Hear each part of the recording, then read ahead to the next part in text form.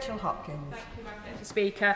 And I welcome the Foreign Secretary's statement today and the fourth package of sanctions against those groups supporting the extremist Israeli settlers, and the strengthened guidance that no businesses, UK businesses, should have any financial or economic links with illegal settlements, although many of my constituents would want to see an outright ban because they are seeing a continued expansion of illegal settlements. And even just last week, the announcements by Minister Smotrich of over 2,000 new homes, in and around Jerusalem, Nablus and Hebron.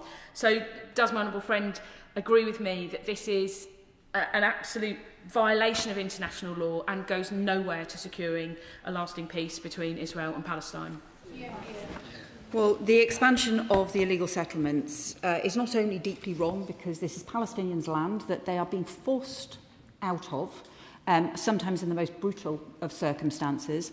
It is also, look, it is designed. We know that some people are deliberately designing this in order to try to make it impossible to ever get to a two-state solution. That is the purpose for some of those involved in this, and we should be very clear and call that out for what it is.